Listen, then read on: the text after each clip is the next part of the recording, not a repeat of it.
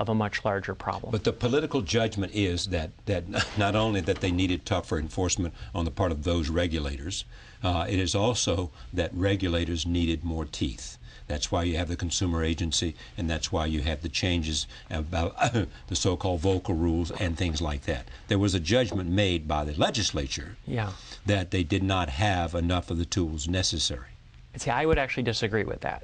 I think that the problem was that the laws were not enforced. Right. You know, after Enron, you had Sarbanes-Oxley, and there have been hardly any prosecutions under Sarbanes-Oxley. You put in a tough anti-fraud law, the CEO has to sign there's no fraud, the CFO has to sign that the financial statements are correct. If it's not, there's going to be criminal consequences to all of this. And the result was that effectively you passed a law, but then they didn't enforce the law. And once the bad guys figured out that the law wasn't being enforced, it effectively provided cover, because everybody said, well, look, we have this tough anti-fraud law, the fraud must have gone away. Did anything that happened in 2008 specifically change your attitude about anything? Well, I think the government is much more involved in the markets. I think the government interferes much more in the markets and is much more concerned with the markets than I would have anticipated. I think there's less sort of free market in the market and much more sort of centralized control. One of the things that I've noticed through the crisis, at least my own personal perception, is it sometimes feels that the Federal Reserve is more concerned about which way the next 50 points in the S&P go than your average hedge fund manager is. And I would not have expected that before the crisis.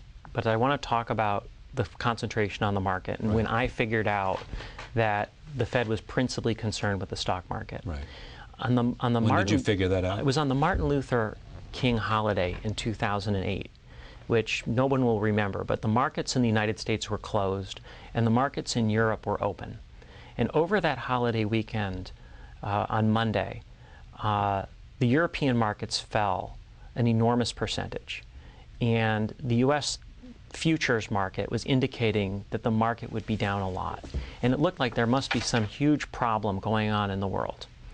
And the Federal Reserve called an emergency meeting, and they lowered the interest rates by 0.75% before the market opened on Tuesday morning. So the U.S. market never even opened at the lower level because they saw the support. So the Federal Reserve was concerned about what the market reaction may be in the United States. So the question is what was going on that caused a need to provide this help to the system?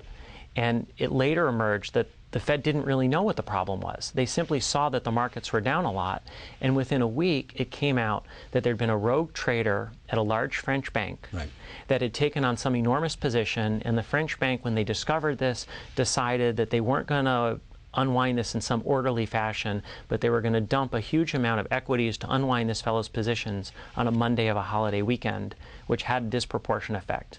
And it seemed to me that if the Federal Reserve was willing to cut interest rates 75 basis points because some French bank was unwinding a proprietary position when nobody else was around, I knew that was really where their primary focus was.